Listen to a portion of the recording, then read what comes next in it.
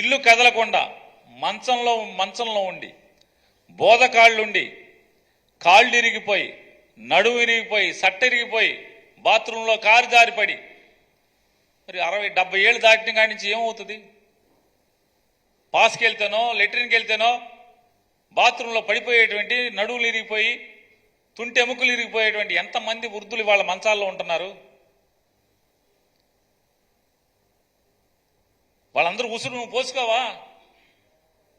నువ్వు బాగుపడతావా? ఇంతమంది పేదవాళ్ళు ఉసురు పోసుకుని బాగుపడతారా మీరు? ఇవాళ నిన్నటి దాకా వాలంటీర్ల మీద పడేసి అసలు ఎంత దిక్కుమాలిన రాజకీయం. నిజంగా చంద్రబాబు నాయుడు చూస్తే జాలేస్తుంది, అసహ్యం వేస్తుంది.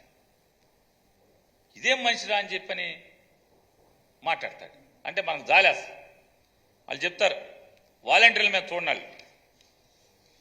పవన్ కళ్యాణ్ గారు ఈనాడు ఏలూరు 2023 జూలై 12 ఇంకా సంవత్సరం కూడా అవలా, పట్టుమని 10 మాసాలు కూడా గడవలా. అంటే అదొక 4 నెలలు, ఇదొక 3 నెలలు, 7 మాసాల క్రితం వాలంటీర్ల వ్యవస్థ నడుము విరగ్గొడతాం,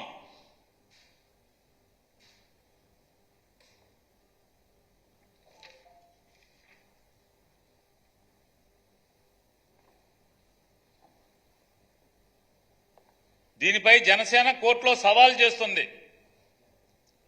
వాలంటీర్ల వ్యవస్థ గురించి మేము వచ్చి నడుము విరగ్గొడతాం వాలంటీర్లకి. ఇది పవన్ కళ్యాణ్ గారు.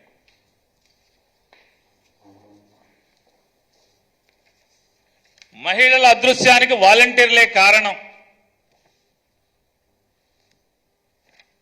ఇదెప్పుడు 10 జూలై, దానికి 2 రోజుల ముందు పట్టుమని 7 మాసాలు ఒంటరి అతివల సమాచారాన్ని సంఘ విద్రోహ శక్తులకు ఇస్తున్నారు.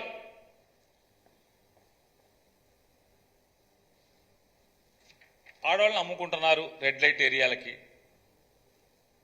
లొంగ తీసుకుంటున్నారు, వితంతువులను లొంగ తీసుకుంటున్నారు.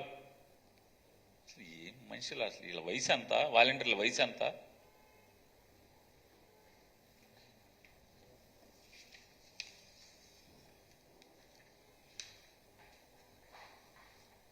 జగన్ అధికారిక పెగాసస్ వాలంటీర్లు అంటే ఇజ్రాయెల్ సాఫ్ట్వేర్ పెగాసస్ ఉంది కదా, ఇప్పుడు తెలంగాణలో కుదిపేస్తుంది. ఆ పెగాసస్ లాంటి వాళ్ళు ఇవి వాలంటీర్లు అంటారు.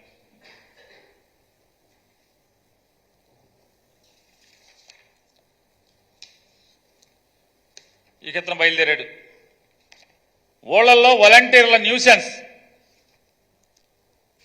చంద్రబాబు నాయుడు.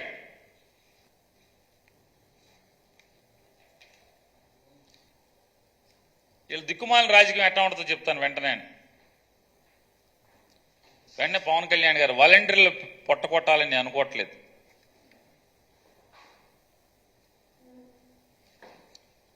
వీళ్ళ పిల్లి మొగ్గలు.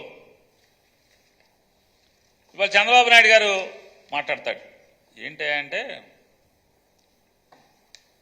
వాలంటీర్ల వ్యవస్థని నేను కొనసాగిస్తాను, వాలంటీర్ల వ్యవస్థను నేను కొనసాగిస్తాను,